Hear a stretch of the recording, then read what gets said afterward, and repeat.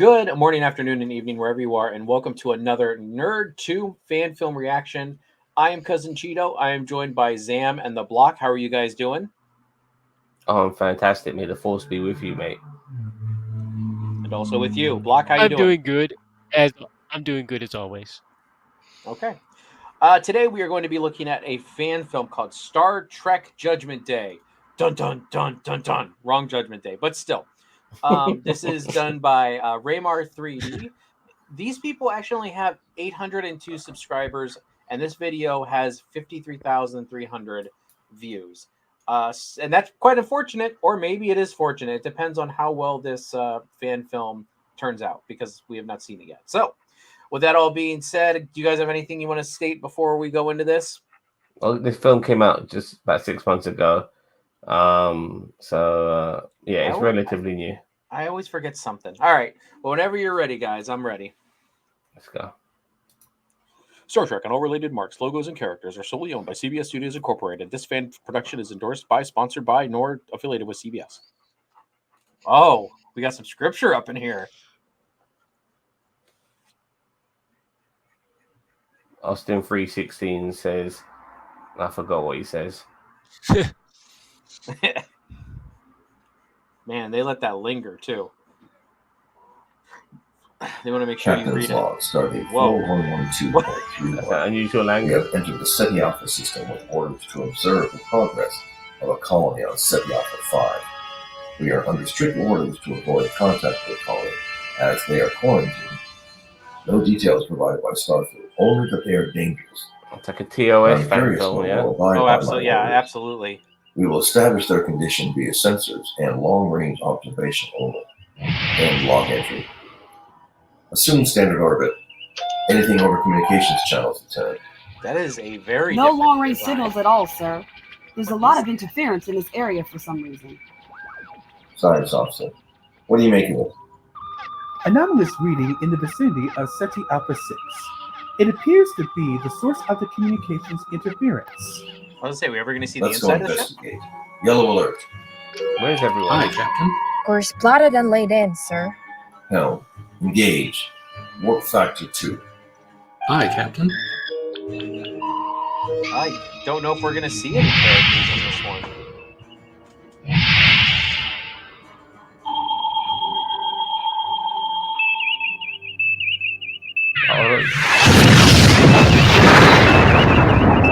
There's the flying snow cone. Is that? Yeah, cars. What the hell? SETI Alpha 6 has exploded.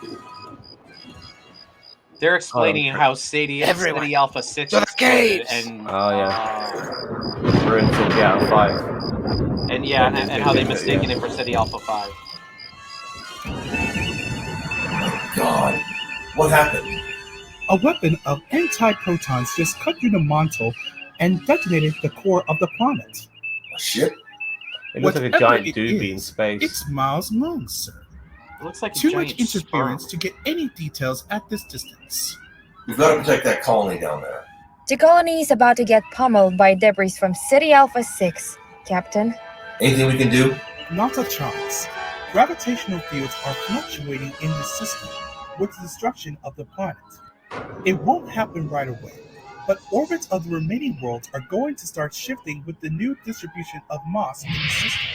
Moss. We may be able to help by engaging Moss. the alien, but we cannot match its weaponry. Whatever it is, and the thing dwarfs us 100 to 1 in size. If we survive, we may be able to assist the colonists that survived this. Jettison the log buoy, then take us in. Stand by all weapons. Can you hail them, Lieutenant? No response, sir. The alien's hull is comprised of solid petroleum platform. Sensors cannot penetrate it. In addition, our weapons will be useless against it. I recommend retreat. We have to protect the colony of SETI Alpha 5. We have no choice but to engage them. Understood, sir. Best recommendation is to stay clear of this weapon. We're more maneuverable. We may be able to draw them off by attacking from the rear and stinging them like a hornet to get them to chase us away from the colony. It's like a giant Let's dunce do cap. it. Take us in from behind, Yeah. Helm. Maximum warp. Aye, Captain. Coming around now, into firing range. Fire. Phaser Bank 1. Hold other banks in reserve. Phasers, firing.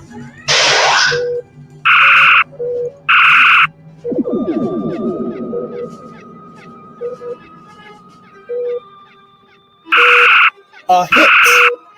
No damage. Hostile is turning towards us. Energy buildup detected. Evasive action. Damage control reports shields are down to 20%. Overload of the artificial gravity generators on Deck 4, Section B. We have casualties. Bring us around. Set course for deep space. Fire port phasers and keep it after us. I want to make sure it forgets the planet and chases us. Continue erratic maneuvers. Port thrusters are down. Can you compensate? Trying, sir. Drive. Still online, sir, but barely. Give me maximum warp away from the hostile. Course 80 Mark 31. Engage. Enemy ship is getting on us, Captain. We cannot survive another hit. Communications.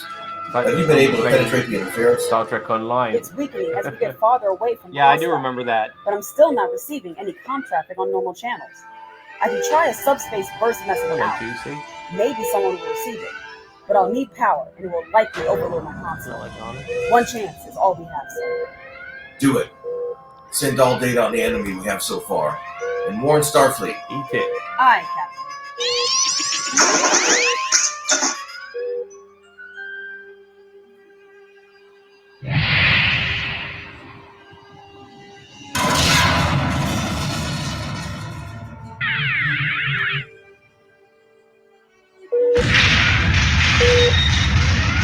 Warning.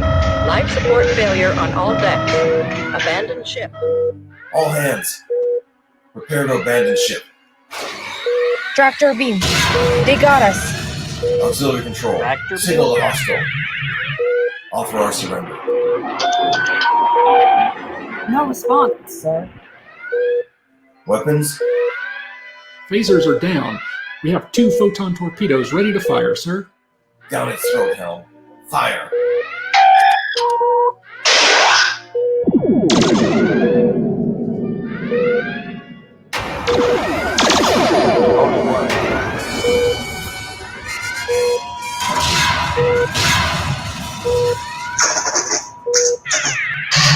Ooh, Like a fucking giant torch. Nice, man.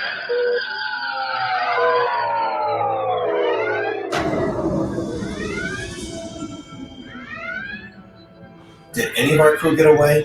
It's so many things that come Negative. up my mind. It's like They're caught in killer, the tractor killer beam as well. foreskin from outer space. I mean, that's I'm what sorry. If the enemy continues on this course, it will head into deep space, but there's no guarantee, sir. We did the best. Warning. Warp core collapsed in 10 seconds. That's it then. Kind of Sorry, everyone. It's been an honor serving with you all. Things that I proved that didn't deserve to die. Oh god. Sauron's back. Okay.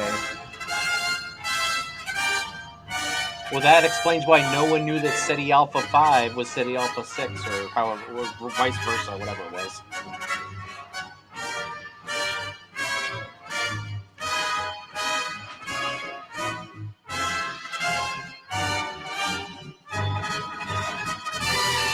And the giant foreskin went off into space looking for the penis it had been circumcised from. We'll miss you. The end. Oh, okay. Oh, Is that it? Oh, there's something. There's something. ooh, post-credit scenes. I think. Well, it's got the Enterprise. Yes. No, this is the No, it's not, Constellation. It might as well be the Log fucking Stardate Enterprise. 4202.1. exceptionally heavy subspace interference still prevents our contacting the Star Fleet to inform them of the destroyed solar systems we've encountered. We are now entering system L374. Science Officer Masada reports the fourth planet seems to be breaking up. We are going in to investigate.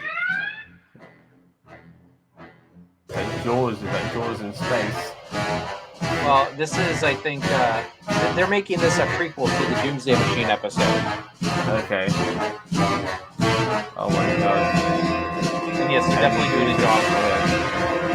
And the Doomsday Machine is a fucking shark.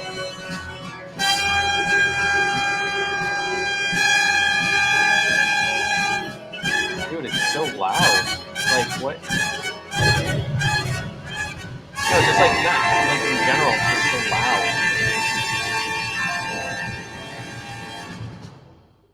That bit at the end felt a bit tacked on.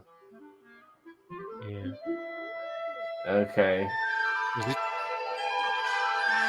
Alright. We're done.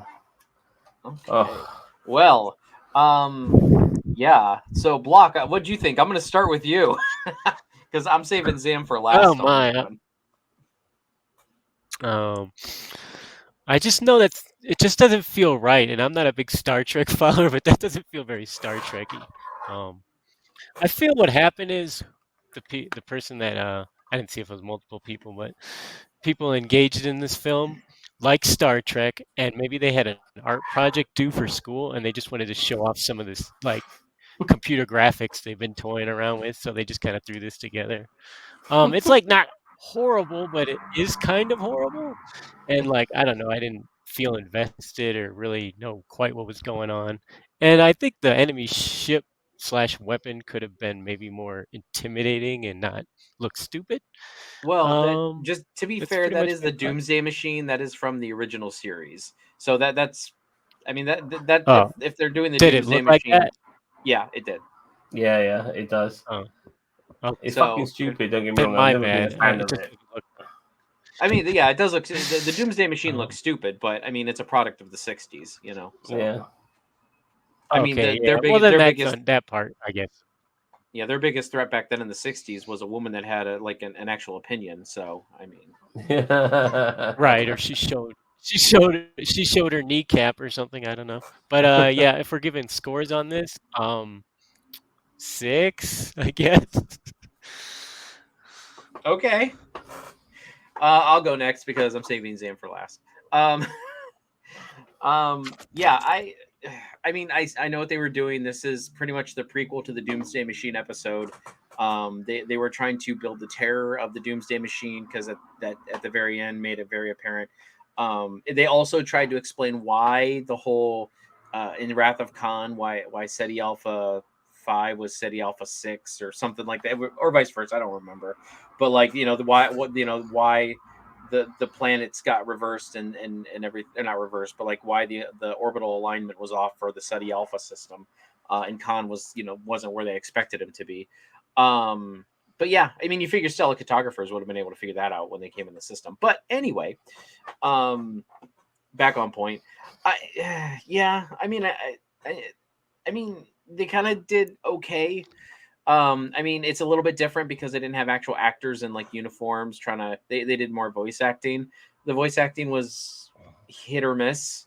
I'm going to give this a 5 out of 10. I applaud the effort. I applaud the idea, but it could have just been executed way better. And I don't know. I mean, they didn't really make the Doomsday Machine seem that much more menacing than it already was. Sam? I want to say that I was laughing at this, not with this. It could be worse. I could have, found it so jarringly bad that I would have hated this, and it never got there. And it was starting to overstay its welcome a little bit, but overall, I did find this not to be the greatest thing because there's no, as you mentioned earlier, there's no fucking crew for us to connect with or anything like that. We're just hearing voiceovers and stuff like that. It felt almost like a glorified video game at times. It was, as myself and Cheeto, we play Star Trek Online. The Doomsday Machine is something that we constantly have to fight with, and that's what it felt like, you know. And then the kamikaze bit at the end where they go inside the fucking mouth of the beast, it felt weird.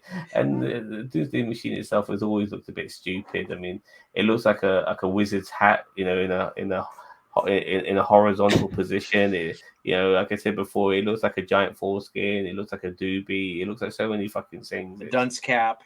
Yeah, exactly. You know, so many things. So it looks like, you know, one half of a Twilix fucking what do you call it? Tassel or whatever. Empty condom. We could keep yeah, going. I mean, exactly. And I kind of lost track of the story overall because I was just so distracted by the visuals and without an actual crew to maybe connect with, and it's very hard to keep with what the story was about. This is not that great, unfortunately. I give credit to the people for making some decent special effects, but this is the part of a fan film where you need some actors. You really do. You need some actors in some uniforms, you know, pretending to be flying a starship, and that was missing, really heavily missing. If it did have that, this might have been a lot better. Honestly, the lack of actors, having actors would actually make this so much better. I'm going to give this a 4 out of 10. Okay. Well, I mean, I think that's pretty generous of us, actually. And I agree with you. Actually, I agree. If we had some actors, maybe, and there was less emphasis on the ship, which it looks like a mix between like an Axanar class and I don't know, whatever the bottom square piece was. I mean, I don't think the Axanar class actually has that on the bottom, but yeah. So with that all being said, everybody let us know what you guys thought about the fan film down below. Is it your favorite fan film of all time? Or is it your least favorite? Or do you think that this added to the Star Trek lore so immensely that we were way too mean to it? Or were we way too generous? You let us know. Block, Zam, thank you very much for joining me for this one. I really appreciate it. I love Trek fan films, but sometimes they just kind of fall a little flat. If you like this fan film reaction, please consider subscribing to NerdTube. We do these every week. And we will catch you guys in the next one. Peace and long life. May the force be with you.